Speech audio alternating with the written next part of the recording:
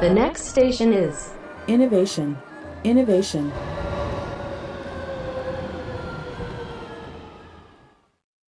Innovation Station, today we talk about something that I'm unfamiliar with, greenwashing. Yes. So, in a nutshell, it's green marketing, but gone bad. Green marketing gone bad. Yeah. So, it's technically green marketing that we've touched upon in a previous segment. Sure. But that was the intention. But when you look closely, it's really not green. The company's not really eco-friendly. Oh, they're telling you how eco-friendly they are when in fact they are not. Yes. So it's kind of like a cover-up in a way, so it seems deceitful. It may be their intention initially, but it might not be. Some people believe that greenwashing is just caused because it's a result of over-enthusiasm of the company more than actually wanting to deceive the customers. You don't think it's like, oh, this marketing strategy works because it's in trend. Everything is green and sustainable now. And so they do that. So I think because green marketing or eco-friendly marketing is such a big thing, Yeah. Every company wants to go on board. Yeah, of course. So they try to find something that can work, right? And then they market it that way because they really want to go on board green marketing. Yeah, I mean, but then it turns out they're not really green after all. Well, I think there's two things here. Number one, if you give a customer two options and both options are the same product and one option is good for the environment, one isn't, and they're the same price, the customer will almost always, I assume, go for the product that is better for the environment. Of course. But that's simply the customer believing what's on the label. And I'm guilty of that too, right? I just see something that says environmentally friendly and I say, okay. I don't question it.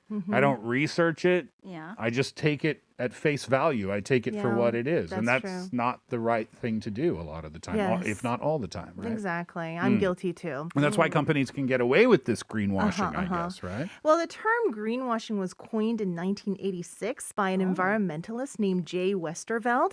Now, he was, I think, in like Fiji Island or something, right? So he was on vacation. He was at a hotel and he sees this card that says, "Save the towel." So meaning, if you go to hotels even these days, Sure. they say, if you want to save the environment, if you have towels that you can reuse, then put them on the towel rack. Yeah. But if you want to, even the beddings and stuff like that. So if you want to clean them, then put them on the floor. Right. That strategy. But actually, he realized that the hotel was making their customers feel like that they were going eco-friendly.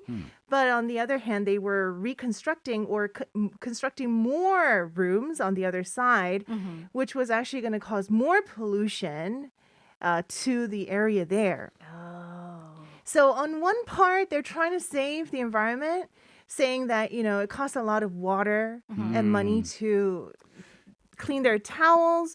But in actuality, that saving part wasn't even doing anything to help the environment because they were using more to create more pollution on the other side. I think there's a term for that too.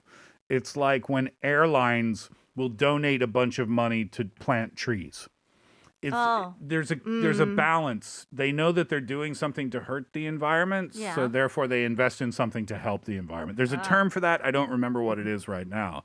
But it sounds like that's what Sort of. that hotel was doing, but yet not exactly. It was a little bit, I don't know if that was bad or not, because they weren't stating necessarily anything unfactual. That's true. But then that's why he coined the term Yeah. greenwashing. Right. And it seems like a lot of companies are getting a bad name because of greenwashing. The biggest example that I can think of, because I had the car brand as well, the Volks Blank. Yes, blank. Yeah, I saw that documentary. That was horrible. Oh, no. They were promoting that their cars were, letting out less emissions when in actuality they were letting out more. They were lying about their emissions. Yes, they were tests. lying. Yeah. And that was a so whole scandal. this was like 7-8 years ago, I think. Yeah, I forget the timeline. Yeah. Yeah, and I think the reputation of that company really plummeted, right? Yeah. So it's not only that company, but even oil companies too. they say some oil companies, they put like solar panels on their what do you call it, gas stations, saying that they're trying Oh. to save energy, but then in the end, most of their consumption comes from oil, right? Petroleum. So in the end, although they try, it's really not doing anything at all for the environment in a way. So yeah, it's really hard though, right? Because they are trying. Yeah. They are. So I mean, it's Well, it's gonna, like if a fast food company that sells cheeseburgers says we're changing the oil in our fries to make it healthier, or we're going to put a salad item on the menu. It's kind of the same thing. It's not like we're not offering things that are a healthy alternative per se, our entire menu, but at least there's some effort there, right? Yeah. I mean, food and beverage companies all the time, because of their packaging, they're criticized for polluting the environment. The number one polluter of all the F&B companies is the Coca Blanc company, the drink company, right? And, they have said that, yeah, we're going to try and be better. And they're really adamant in making progress and tackling packaging waste. Okay. But they're adamant, but in reality, they're still the number one pollutant. Oh no. So they say that they want to get all their plastic bottles back by 2030 so that they can reuse the bottles. Okay. But then, That's how that's pretty realistic would ambitious. that be? Yeah, exactly. Considering how much is consumed. Yeah, exactly. Yeah. And then the coffee company, right? The Star Blanc company, they've tried a lot to promote themselves as eco-friendly. They came out with the strawless lid. Remember? Yeah. And then no straws. And then they've changed all the straws to like paper straws. That's I mean, sorry, but that's so annoying to drink a beverage is. out of a paper straw. Oh yeah. Oh. I remember the first batch of the paper straws that came out. Oh, yeah. Just like I think 2 minutes in, and it'll get soggy. It'll bend in weird Yeah, ways. it crumples in there. So they made a thicker one, which is better, but still, it's not the best Then feeling. Still. the texture on your lips, it like sticks to your lips, or maybe I just have super sticky lips. I'm not sure. Use some chapstick. It tastes. I can't use. Lip balm. I can't use wooden chopsticks either. They drive me crazy. Oh, no. Not the ones you have at home that you get from a nice store, but the ones they give you when you order jjajangmyeon or something. Oh, the texture on my lips drives me nuts. One of my pet peeves. Anyway. Anyways. I digress. Yeah. So even that, the straw, I mean, using paper straws, is that really going to save the environment? I don't know. You're going to cut down more trees to make those paper straws, right? But not only that, the lid that they promoted to be eco-friendly, that they're Yeah. not using the straws anymore, actually, it used more more plastic than to make the straw itself to make that special lid. Wait, are they aware? Or are they like trying to implement changes after they found out about this? I don't know. Critics are really, really quick to criticize them. And not only that, remember this year, because of their 50th anniversary, they Yeah. gave out plastic cups Yes.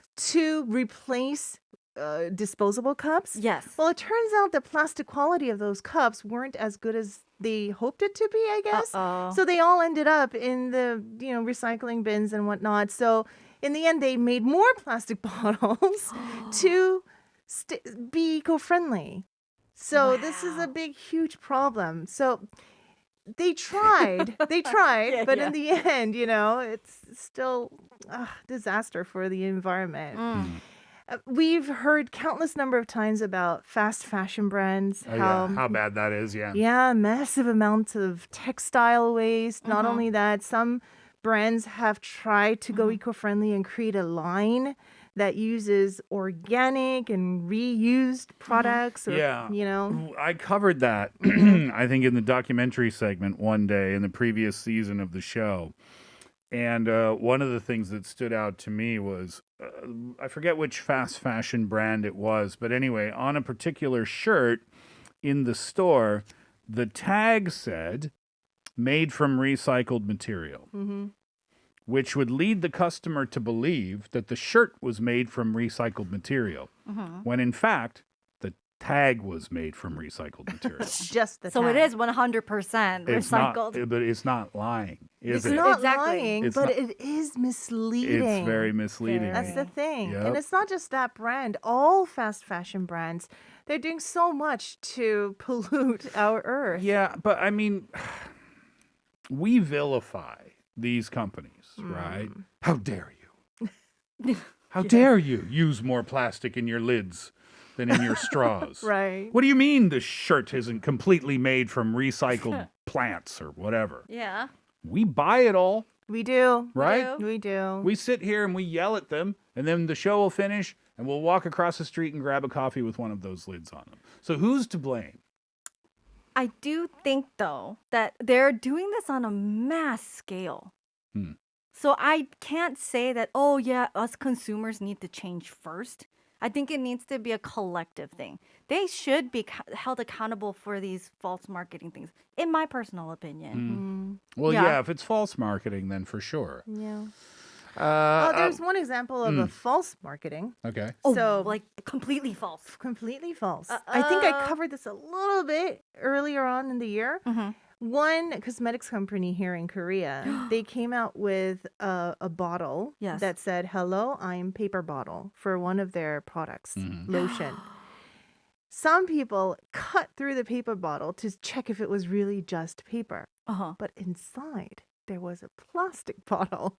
What, did the company say that there was no plastic used in this product? They didn't say anything initially, but on the cover it said, "Hello, I'm paper bottle" in big bold letters, which misled people to think that the bottle itself was only paper. Again, it's misleading, but it's not a bold-faced lie. You could just say that's the name of the bottle. If the bottle had a True. label that said there were no plastics used in the making of this bottle, then that would be a bold-faced lie, right? That's true. Yeah. So that goes back to my original point.